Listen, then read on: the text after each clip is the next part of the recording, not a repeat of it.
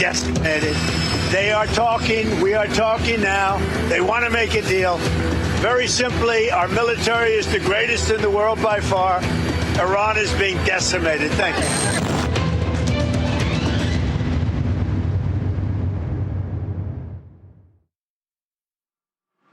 Anda menyaksikan NTV Prime Dialog bersama saya Nasiti Lestari. Pemirsa, ketegangan di Timur Tengah kembali memasuki babak baru.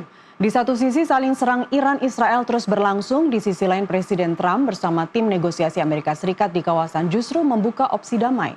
Iran terus memperkuat dominasinya di selatan Hormuz, maksud kami di Selat Hormuz dengan strategi unik, memberikan jaminan keamanan bagi sejumlah negara sahabat termasuk Malaysia, India, Pakistan, Thailand hingga Spanyol.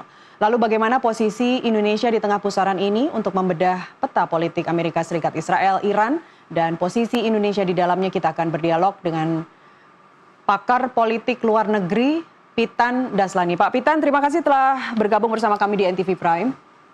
Ya, terima kasih, lanjut. Ya, Pak Pitan, apakah Anda sepakat kalau kita sebut ini sebagai babak baru di tengah opsi damai yang dibuka oleh Presiden Trump?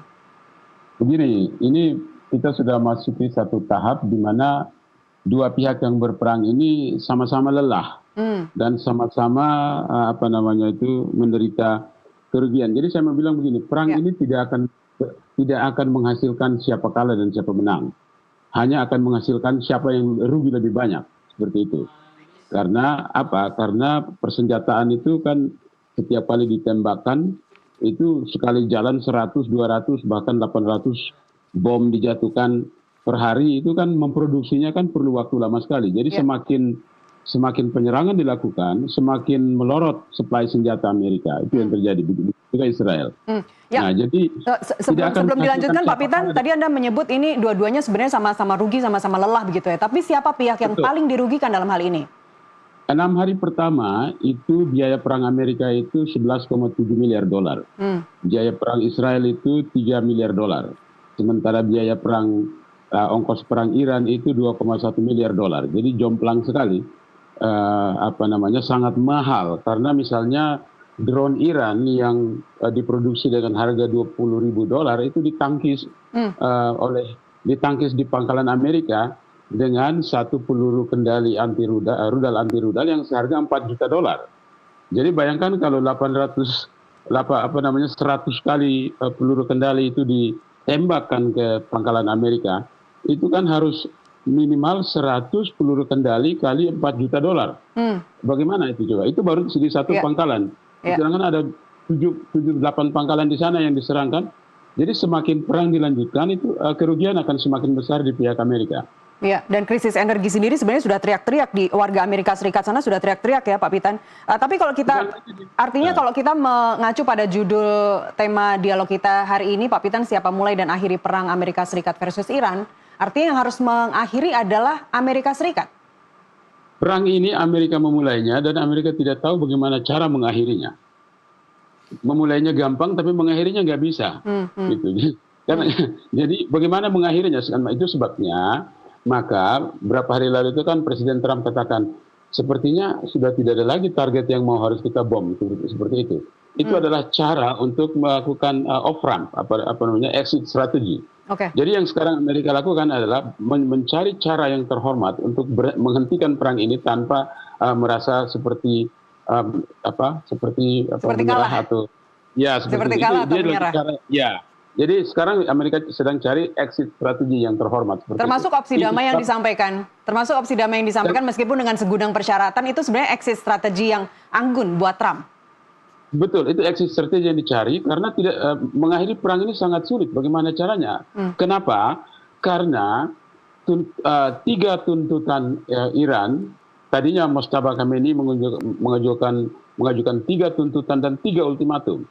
Nah sekarang sudah ditambah lagi kan oleh pejabat-pejabat militernya. Jadi ada 7 tuntutan. Itu kan Iran mengajukan tuntutan yang tidak mungkin diterima oleh Amerika.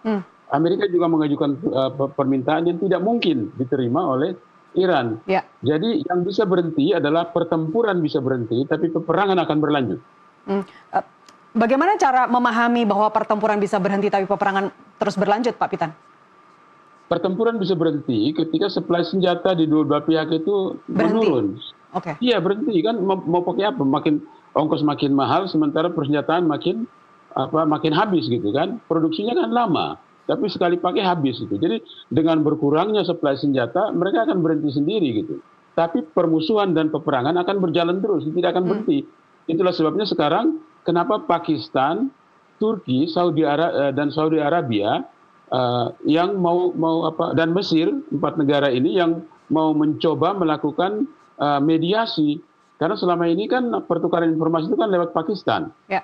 Amerika kasih info ke Pakistan, Iran juga kasih info ke Pakistan, baru tukar-menukar dokumen seperti itu. Nah sekarang 4 negara ini mau adakan pertemuan minggu depan untuk merumuskan cara terbaik untuk mengakhiri perang. Masalahnya 4 negara ini bermasalah semua gitu loh.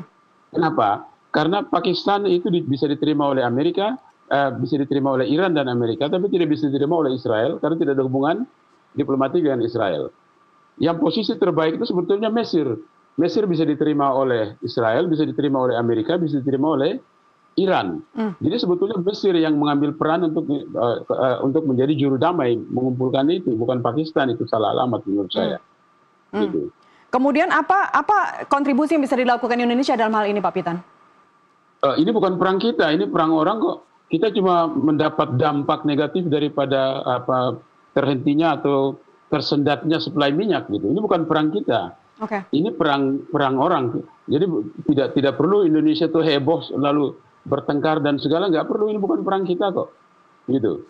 Nah, dampak kepada kita adalah kalau Hormuz itu ditutup, itu akan merugikan semua negara di Asia, Afrika, dan Eropa. Dan bukan saja itu, kalau Hormuz itu diranjau seperti yang mau dilakukan Iran, itu membahayakan Iran juga. Bagaimana caranya dia mau ekspor keluar kalau laut itu penuh dengan ranjau? Gitu. Ya, Iran sendiri kan bilang bahwa dia belum selesai, targetnya ke Tel Aviv dan ke pusat-pusat Amerika itu belum selesai. Sementara Menlu Israel sendiri juga telah mengancam beberapa kali bahwa selama Iran masih meluncurkan rudal menghantam warga Israel, maka rudal dari Israel pun juga tidak berhenti ke Iran. Bagaimana menghitung kalkulasi ini di tengah krisis energi juga yang telah mengancam Indonesia? Begini, yang pertama saya mau katakan begini. Ada yang namanya World Energy Council, itu Dewan Energi Dunia, itu mulai minggu depan itu akan merilis 400 juta barrel minyak untuk menurunkan harga minyak. Jadi ini adalah 32 negara anggota World Energy Council yang akan melepas stok minyaknya itu supaya harga minyak bisa turun. Karena sekarang sudah naik di atas $100. Yeah. Jadi ketika Council ini melepas minyak, maka akan turun harga minyak gitu. Tapi masalahnya kan kalau perang ini berlanjut kan stok mereka habis juga kan. Gitu. Jadi itu sebabnya sekarang kenapa World Energy Council ini mengeluarkan himbauan kepada semua negara untuk kerja dari rumah, naik transportasi umum saja, jangan naik mobil pribadi, kemudian berlakukan juga itu ganjil genap. Itu diberlakukan di berbagai negara sekarang untuk menghemat itu. Seperti itu. Jadi bagi kita yang harus kita lakukan adalah melakukan penghematan di dalam negeri supaya ketika perang ini berlanjut kita tidak para amat gitu. Tapi kenapa sepertinya pemerintah kita tenang-tenang saja, Pak Bahlil bahkan bilang kita kondisi energi kita stok aman sampai 28 hari ke depan. Tadi seperti yang Anda sampaikan kalau kita melihat di Nepal saja di sana sudah ada kekurangan gas masak yang akut begitu. Di India kremasi tidak lagi digunakan, kremasi mayat tidak lagi menggunakan gas karena pemerintahnya menyatakan tegas gas dijatah untuk yang masih hidup. Bahkan di Laos 40% SPBU tutup. Kenapa kita masih tenang-tenang saja, Pak Pitan? Memang saya pikir itu satu sikap yang salah kalau kita tidak punya sense of crisis. Karena jangan sampai sudah terjadi malapetaka baru kita mencari cara. Itu berarti kita tidak peka terhadap itu sudah saya katakan. Ya. Dari dulu itu kelemahan kita kan tidak punya sense of crisis. Ketika coba lihat waktu krisis 97-98 itu kan pejabat pemerintah katakan fundamental ekonomi kita masih baik, masih bagus, tiba-tiba tumbang semua kan. Ya. Nah ini dengan gejala begini semua negara sudah melakukan persiapan. Gitu. Jadi kalau kita hanya tenang-tenang saja menurut saya itu salah banget. Gitu. Atau mungkin tenang-tenang karena jangan-jangan kita negosiasi untuk lewat Selat Hormuz sudah ada lampu hijau, Pak Pitan. Seperti Filipina yang sudah lewat, Malaysia misalnya yang terbaru. Itu bagi Indonesia itu dilematis gitu. Karena kita sudah meningkatkan diri dengan punya hubungan yang begitu bagus dengan Amerika. kalau kita masuk ke situ lagi itu kan berarti mengkhianati hubungan kita dengan Amerika. Jadi kan dilematis sekali. Sementara Iran adalah juga negara sahabat yang baik bagi Indonesia. Jadi ini perang orang yang menyeret kita ke dalamnya gitu. Makanya yang bisa kita lakukan adalah nomor satu, ini bukan perang kita, perang orang, kita terseret ke dalamnya. Karena itu apa yang kita harus lakukan adalah mencari cara untuk mengamankan kepentingan dalam negeri, khususnya di bidang energi. Gitu. Oke, saya ingin kembali ke Israel, ke sosok Netanyahu, Pak Pitan. Apakah sosok Netanyahu benar-benar menjadi variabel penentu dalam hal ini, dan apakah opsi damai yang digagas Amerika Serikat benar-benar mendapat dukungan penuh dari Tel Aviv? Begini, jadi yang saya tahu adalah Wakil Presiden J.D. Vance, itu beliau ini adalah sosok netral yang tidak setuju ketika Perdana Menteri Netanyahu itu istilahnya itu overselling. Jadi terlalu melebih-lebihkan kemungkinan untuk mengganti rejim di Iran, sehingga Presiden Trump begitu yakin untuk masuk. Ternyata setelah perang kalkulasinya kan meleset semua, rejim masih ada. Kenapa? Karena serangan dari udara tidak bisa mengganti rejim di bumi kan, begitu. Masa di udara serang, di bumi kan siapa yang ganti? Nggak bisa. Di tanah, di darat kan tidak bisa. Jadi selama Amerika tidak membawa masuk pasukan darat, tidak mungkin terjadi pergantian rejim. Begitu. Nah, kalau tidak terjadi pergantian rejim, itu berbahaya bagi orang-orang yang tadinya demonstrasi kan. Mereka akan dicap sebagai musuh negara. Kan begitu, di data semua dicap sebagai musuh negara kalau rejim ini tidak diganti. Sementara kalau rejim diganti, itu akan menimbulkan juga perang saudara berkepanjangan di Iran. Jadi ini masalahnya sangat rumit. Gitu. Nah, itulah sebabnya karena ini perang orang, harapan saya itu di dalam negeri tidak perlu kita ribut, bertengkar dan beradu seperti bermusuhan, tidak perlu. Ini bukan perang kita kok. Yang harus kita lakukan adalah mencari cara supaya jangan terkena dampak yang lebih parah, begitu, bukan bertengkar di dalam negeri. Pak Pitan, kalau di awal tadi Anda menyampaikan bahwa bisa jadi pertempuran ini selesai, tapi friksi antar negara yang terlibat itu masih akan terus berlanjut begitu, apalagi Amerika Serikat juga. Bukan friksi, tapi perang ya. Jadi perang itu bukan hanya fisik, tapi ada perang intelijen, ada perang ekonomi, ada perang strategi, ada perang opini, ada perang informasi, macam-macam, ada perang proksi. Gitu. Jadi yang terjadi, yang bisa dihentikan adalah perang fisik di medan tempur di Iran, tetapi perang jenis lain itu akan berlanjut, tidak akan bisa berhenti. Gitu. Ya, bagaimana ancaman Trump yang akan mengirim pasukan untuk invasi darat ke Iran? Nah, kalau melakukan invasi darat, sudah ada kalkulasi dari Pentagon. Kalau Amerika terjunkan pasukan, saya mau katakan begini. Rencananya menurunkan 10.000 pasukan. Ya. Nah, di Iran itu ada dua macam angkatan bersenjata. Yang pertama itu Artesh, itu adalah regular militer, itu pasukannya 420.000 orang lebih. Sementara Garda Revolusi itu sekitar 200.000. Jadi ada 620.000 tentara di Iran. Terus Amerika mau terjunkan 10.000 pasukan, itu kan namanya bunuh diri itu. Apalagi kan tidak tahu medan gitu. Jadi saya tidak yakin Amerika akan turunkan pasukan untuk pasukan darat. Itu sangat berbahaya. Yang kedua, sudah ada kalkulasi. Kalau kalkulasinya itu adalah untuk mengganti rejim, Amerika harus berperang minimal 18 bulan. Ongkos perang 18 bulan itu $3 triliun. Wow. Itu sangat besar. Tidak mungkin Kongres akan menyetujui keluarkan biaya $3 triliun gitu untuk perang selama 18 bulan yang ditaksir akan menewaskan 15.000 tentara Amerika.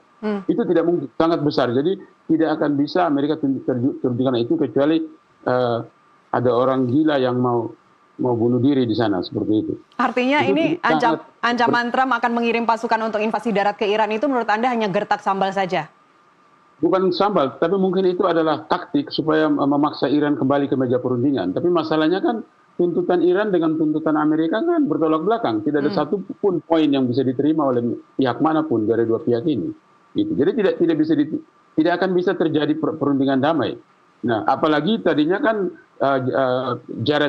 Jared Kushner, mantunya Trump itu, dengan Steve Witkoff yang disuruh kembali. Sekarang Iran tidak mau. Iran tidak mau bicara dengan Kushner, Iran tidak mau bicara dengan Steve Witkoff.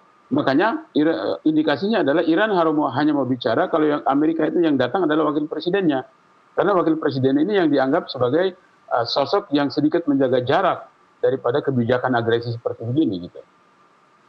Gitu. Baik, artinya yang misalnya Marco Rubio bilang bahwa perang ini akan berakhir beberapa pekan ke depan. Ini bagian dari bluffing saja atau bagaimana Pak Pitan?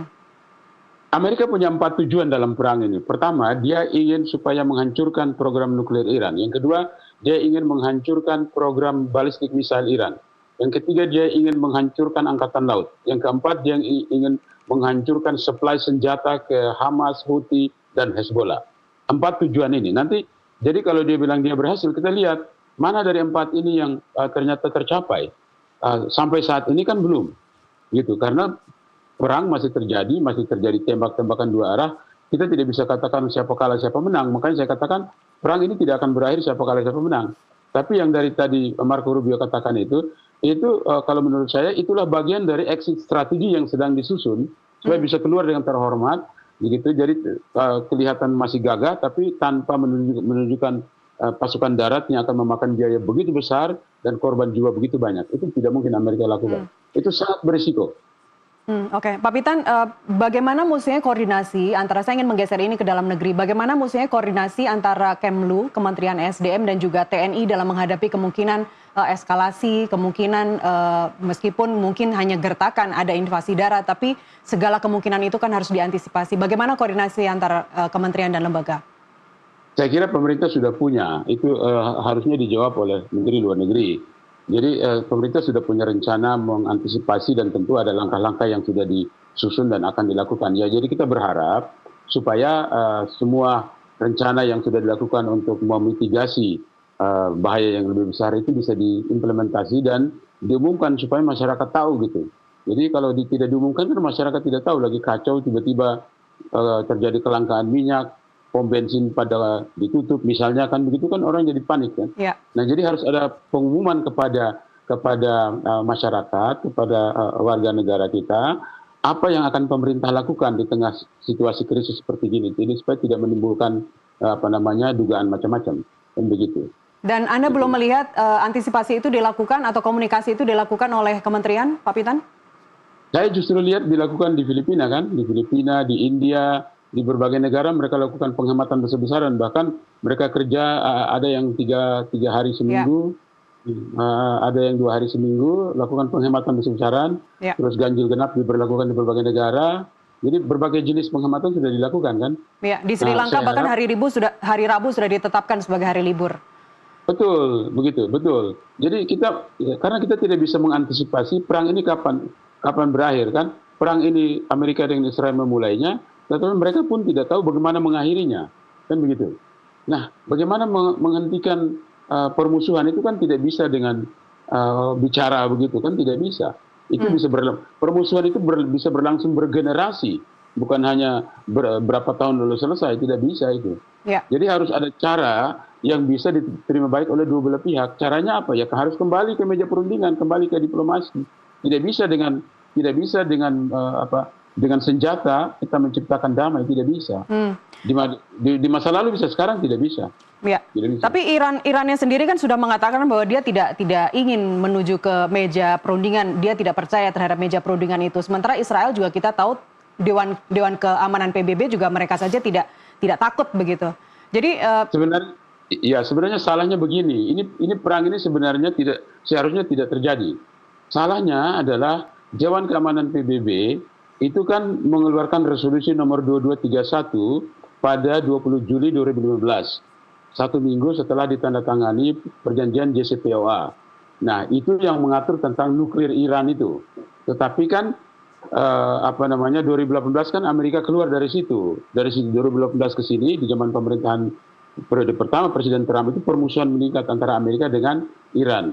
Nah, ketika JCPOA dirundingkan, ditandatangani di Wina, itu melibatkan 5 negara anggota tetap PBB ditambah Jerman dan Uni Eropa. Itulah format perundingan Iran nuklir deal itu. Nah, salahnya di mana? Salahnya adalah format ini tidak dilanjutkan, tetapi dilanjutkan dengan perundingan bilateral antara Amerika dengan Iran. Salahnya di situ. Seharusnya bukan bilateral, karena bilateral maka 8 kali mereka bertemu, tidak terjadi kesepakatan, akhirnya perang. Nah, kenapa terjadi perang? Karena perundingan ini tidak bisa mencapai kata sepakat. Kenapa tidak bisa mencapai kata sepakat? Karena yang terlibat hanya Amerika dengan Iran. Ya. Padahal format awalnya itu adalah 5 negara anggota tetap PBB tambah Jerman dan Uni Eropa. Itu tidak dilakukan. Jadi kalau kita mau bilang, ini salahnya di mana? Saya bilang, salah di Dewan Keamanan PBB. Kenapa tidak meminta negara-negara ini untuk memulai, tapi kenapa hanya Amerika dengan Iran? Makanya mentok begitu. Begitu ceritanya.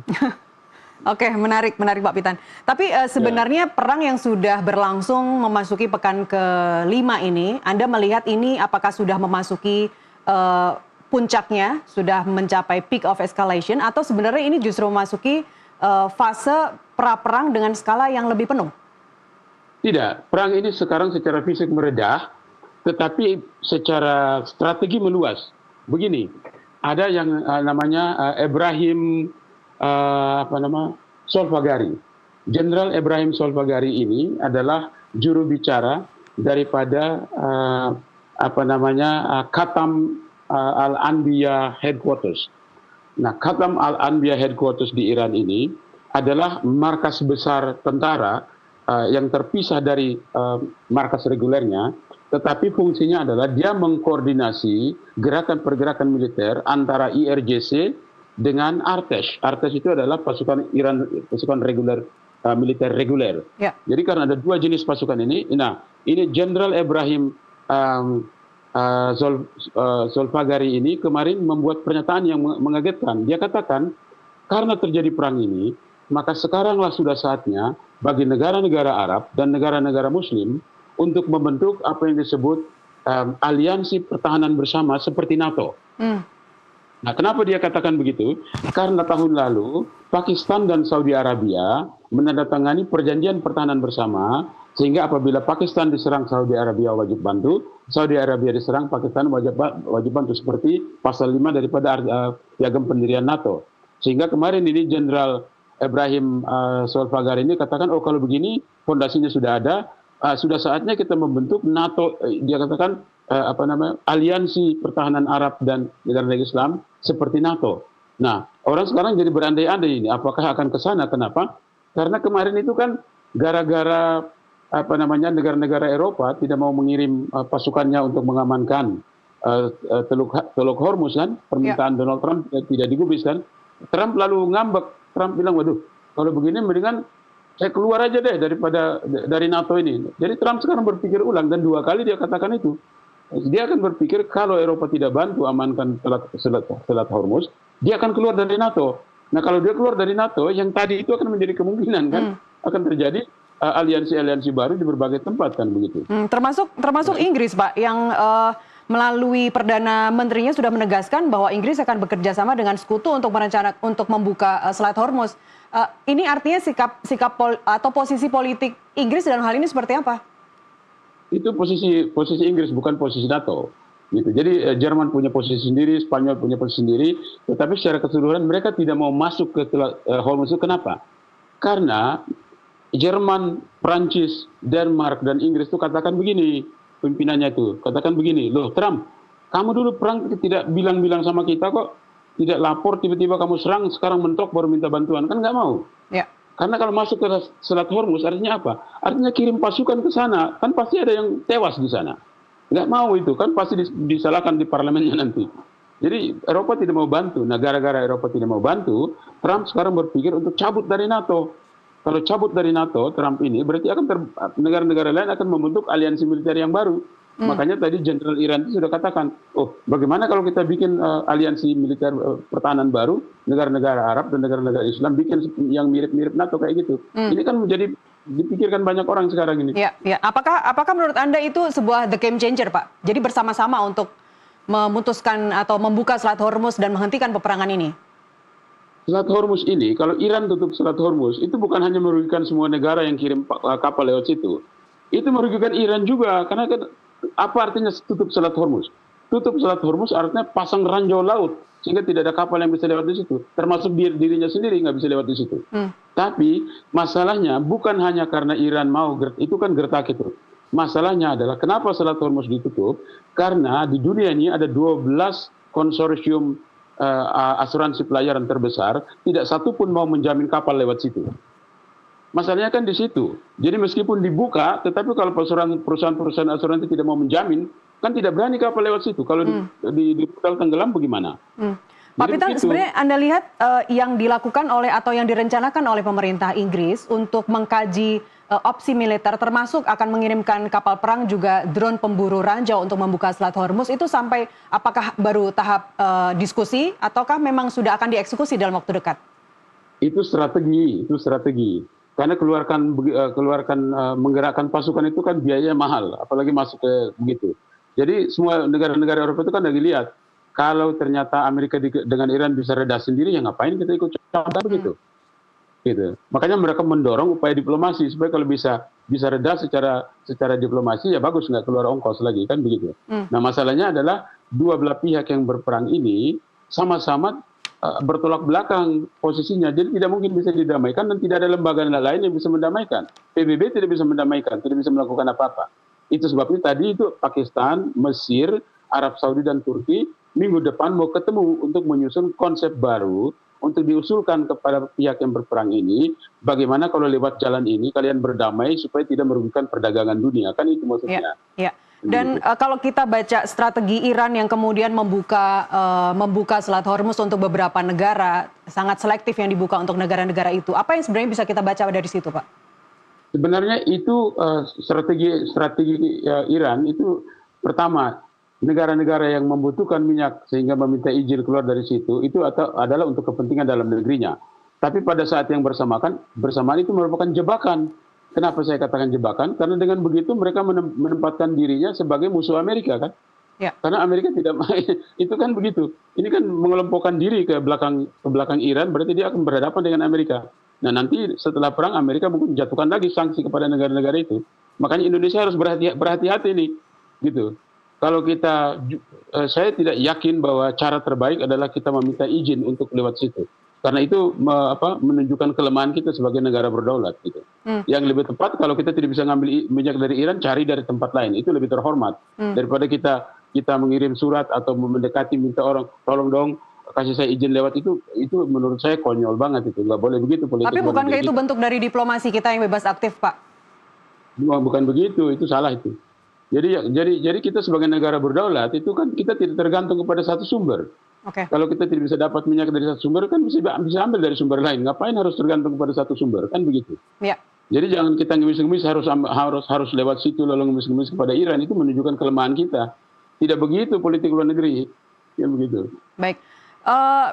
Tadi kembali ke Iran yang membuka Selat Hormuz untuk Malaysia misalnya atau India, Pakistan, Spanyol bahkan Thailand. Apakah kita bisa membaca strategi di balik selektivitas Iran itu bahwa Iran akan membangun koalisi negara non Barat atau Global South? Bisa ke situ. Seperti yang tadi sudah dihimbaukan oleh Jenderal Ibrahim Solfagari itu. Bisa ke situ larinya kan? Kan Pakistan dengan Saudi Arabia juga sudah punya perjanjian pertahanan bersama. Jadi semacam NATO kecil seperti begitu kan. Tinggal ditambah anggota aja siapa mau masuk kan begitu nantinya. Jadi setelah ini apalagi kalau Eropa tidak mau masuk ke Selat Hormuz terus Trump cabut daripada NATO, ya udah berbagai negara akan berkoalisi lagi membentuk tata dunia baru gitu. Jadi yang saya mau katakan, dunia tidak seperti kemarin. Kita sudah memasuki satu fase, satu masa baru di mana tata dunia ini sedang berubah total, baik dari segi pertahanan, baik segi ekonomi, segi geopolitik, strategi, intelijen, semuanya sedang berubah secara total dengan perang ini. Kita sekarang memasuki satu era baru di mana dunia ini akan disusun kembali gitu. Tapi kalau kita lihat dari Rusia bilang apa? Oh itu rencana Trump untuk melakukan perundingan damai itu hanya cara saja untuk mencari jalan yang terhormat untuk menutupi masalahnya di perang, kan begitu. Itu yang dikatakan oleh Maria Zakharova kan juru bicara Kementerian Luar Negeri Rusia. Seperti begitu. Baik, rencana Indonesia untuk belanja minyak dari Rusia, Pak? Oh bagus kan? Kita dengan Rusia kan punya hubungan baik sekali. Kita nggak ada masalah dengan Rusia. Dari dulu itu bagus sekali. Kita bisa aja. Kan kita ini kan bisa belanja minyak dari mana saja. Kita tidak terikat oleh larangan apa dari manapun kan, tidak ada. Gitu. Amerika Presiden Trump memberlakukan disebut second tier ya. Sanksi level kedua itu adalah kepada negara-negara yang justru berurusan dengan Iran itu diberikan sanksi tarif kan yang lebih tinggi begitu. Nah kita kan bisa dengan negara mana saja, karena kita kan tidak terikat oleh larangan apapun gitu. Dan larangan Amerika itu tidak berlaku untuk Indonesia, itu hanya berlaku untuk Iran gitu. Jadi tidak perlu kita jadi negara yang seperti mengemis-ngemis begitu, nggak begitu politik luar negeri. Oke, baik. Pak Pitan, kita jeda terlebih dahulu, kita lanjutkan di segmen berikutnya. Pemirsa, tetaplah bersama kami kembali usai jeda.